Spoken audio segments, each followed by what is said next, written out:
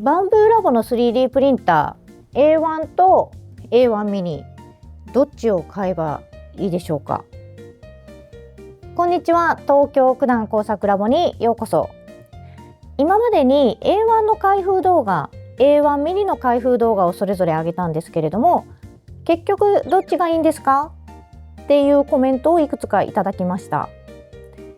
お返事させていただいている中で気づいたことがあります。A1 ミニコンボの方が小スペースですよね。A1 はやっぱりお値段が高いですよね。A1 ミニは初心者向けで A1 は上級者向けなので、私には使いこなせないかな。で、こういったコメント、確かにそういった面もあります。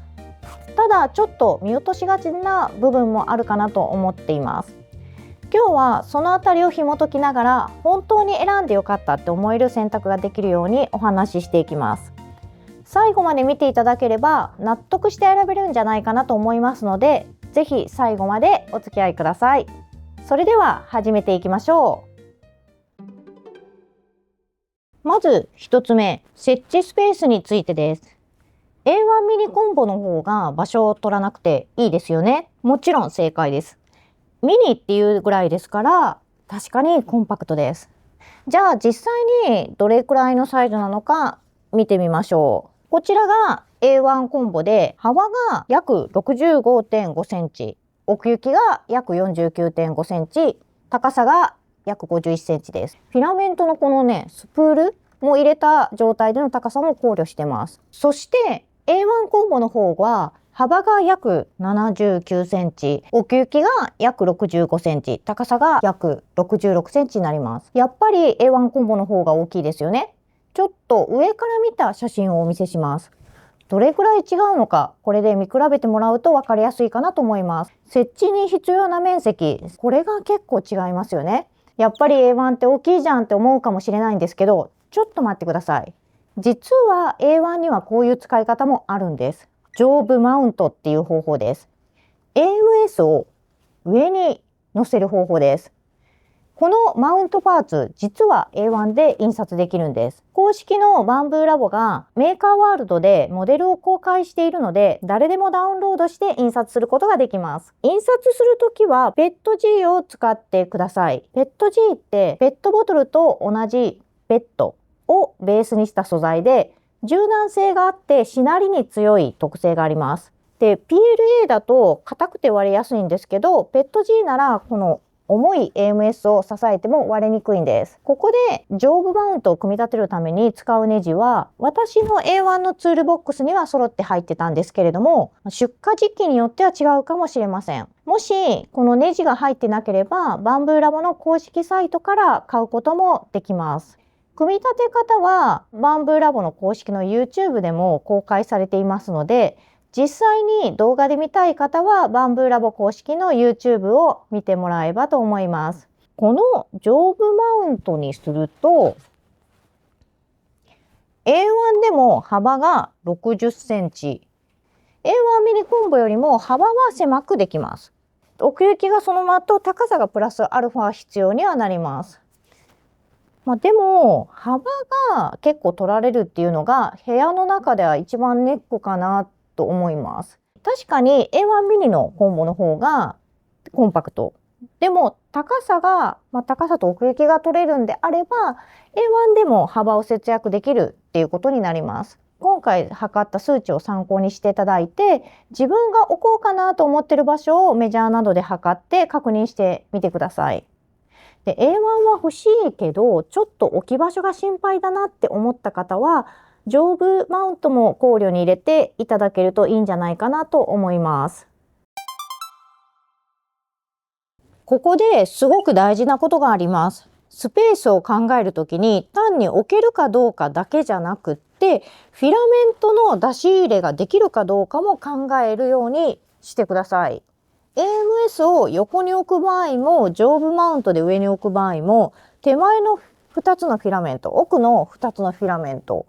を取り外したりはめ込んだりするときに、ちゃんと自分の手が届くかどうか確認してほしいんです。例えば横置きにした時に壁との隙間がギリギリだと奥のフィラメントが取り外しづらくなったり、場合によってはできなくなったりします。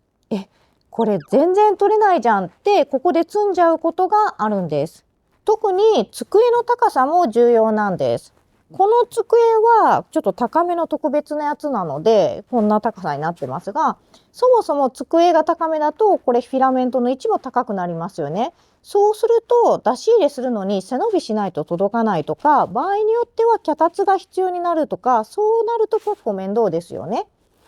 逆に机が普通に低めとかであれば丈夫マウントにしてもフィラメントの位置はそこまで高くならないので、自分の身長でも問題なく作業できると思います。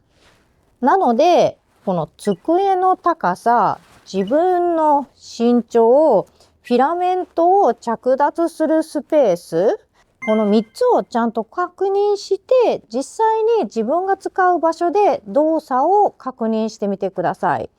とりあえず収まるから買っちゃったで後悔してほしくないんです。メジャーで測るだけじゃなくって、ここに AMS があったら自分の手が届くかなってちょっとシミュレーションしてみてくださいね。それでは次、2つ目の価格について A1 は高いですよね。これも正解なんです。AMS がついてない単体で比べると A1 の単体は今ですね、58,800円ですと。A1 ミニの単体は29,800円です。約3万円の差があります。これは確かに大きい差ですよね。ただ、マルチカラー印刷をやりたい場合、コンボで買うことになるんですが、A1 コンボは79,800円。A1 ミニコンボは69,800円で、差額が1万円だけなんですね。あれって思いませんでした？あれ、単体だと3万なのにコンボにすると1万円の差？どういうことってなりますよね。答えは A1 コンボの割引率がめちゃくちゃ高いからなんですよ。ちょっと計算してみましょうか。A1 単体が58,800円で AMS ライトが39,800円。それぞれ買うと合計で98,600円しますと。だけど A1 コンボで買うと79,800円になって約19,000円も安くなっているんですよ。これ結構すごい割引率なんですよね。コスパで言えば、A1 コンボの方が最も割安かなって思います。これちなみにバンブーラボって時期によっていろんなセールをやっているので、価格はね、結構変動します。購入時は公式サイトで必ず確認するようにしてください。セール中、キャンペーンとかセールとかを待って、そこで買うのがおすすめです。このチャンネルでは 3D プリンターの分かりやすい解説、生成 AI による 3D モデリング、そして 3D プリントをもっと楽しむアイデアを発信しています。見ているだけでもやってみたいと思える内容になっていますので、ぜひチャンネル登録をして一緒にものづくりを楽しみましょう。それでは続きをどうぞ。よく言われるのが A1 ミニは初心者向けで A1 は上級者向けなので、私には A1 は使いこなせないかなっておっしゃる方もいます。これ正確に言うとちょっと違いますね。確かに A1 の方が組み立てに手間はかかります。開封動画見ていただけるとわかるんですが、パーツも多いですし、ネジ止めも結構ありますからね。でも 3D プリントをするっていうことに関しては、初心者も上級者も関係ありません。使い方はどちらも同じです。違いは基本的には造形サイズだけかなと思います。普通に PLA や PETG を使う分にはどちらも同じです。実際に見てもらった方が早いと思うので、エッフェル塔を印刷してみました。どちらも印刷のこのそれぞれの最大の高さのサイズで作ったんですね。A1 ミニは高さは 180mm で A1 は 256mm まで作れるんですね。ちょっとエッフェル塔を印刷するときに A1 は拡大しているので幅も広くなっていますが、造形できる高さにこれだけの違いがあります。そしてビルドプレートを見てもらえますか？結構大きさが変わりますよね。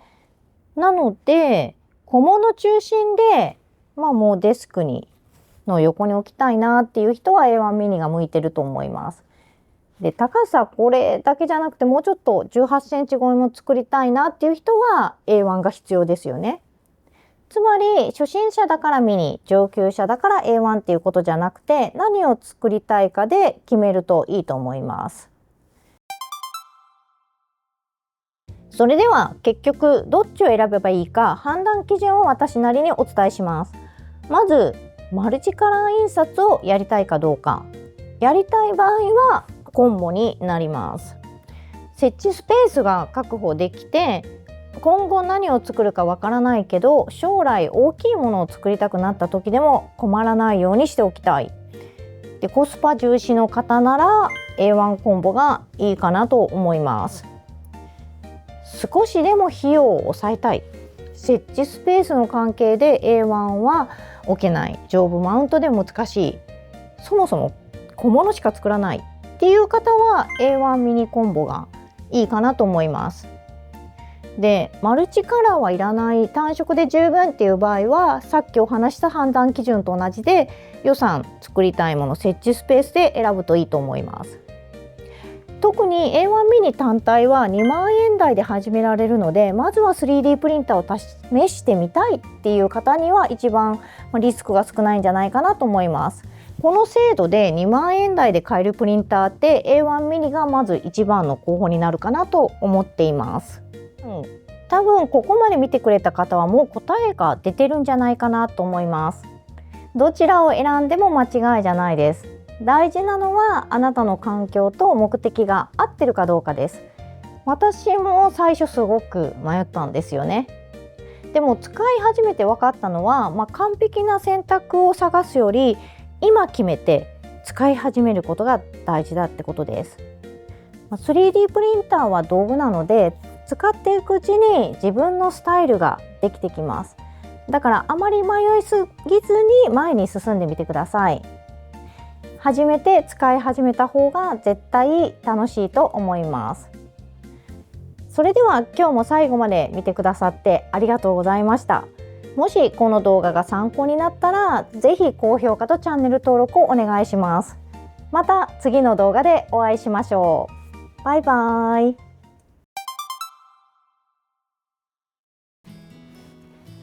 編集後期です。AMS を使う上で実際に使ってみて気づいたことがあるのでちょっとシェアをしておきますね。それはフィラメントのスプールの穴の大きさの問題です。AMS ってスプールのこの穴のところにパコってはめ込むじゃないですか。バンブーラボの純正フィラメントであれば問題なくスムーズに着脱できます。これが一番ストレスフリーなんですね。ただ他のメーカーのフィラメントになるとちょっと穴がきついとか逆に緩いとかそういう問題が出てくることがあるんです。で、実はこのスプールの穴の大きさって規格があるわけじゃないので各メーカーで微妙に違うんですよね。で、海外のバンブーラボのユーザーグループでもこの話題はよく出てきてまして、フィラメントがここ緩くて落ちちゃったとか逆に入りづらいとかそういう声があったりします。で、それに対応するためにメーカーワールドとかにはこの穴のギャップを埋めるためのパーツのモデルも公開されてたりします。で、私が実際に使った限りで言うと今、AMS で使えてるのはポリメーカーとかエレゴ、ティンモリ、キクセルド、E3とかは普通にはめ込んで使ってます。ただ段ボールスプールってちょっと滑りが悪いんですよね。はめる時も外す時もギューって押し込む感じでギューッとプラスチック系のスプールとはちょっと違う感触があるんですよ。引っかかりがあって若干やりにくいなっていう感じることがすごいあるんですね。で、正直に言うと AMS はバンブーラボの純正フィラメントに特化してる感じはすごくあるなと思っています。でも他のメーカーのフィラメントが使えないわけではないです。私も十分使ってますので、そこは安心してください。使ってる範囲のやつですけど、で実際に使ってみて、もし穴のサイズが合わないなと感じたら、メーカーワールドで対応パーツを剥がしてみるのもいいかなと思います。ちなみにこの10月31日にプルサデー2025っていうのがあったんですけど、そこでプルサはオープンプリントタグっていうオープンソースのスマートスプール規格を発表したんですね。 NFC タグでどのメーカーのプリンターでも使えるようにして業界標準を目指すっていう発表をしていました。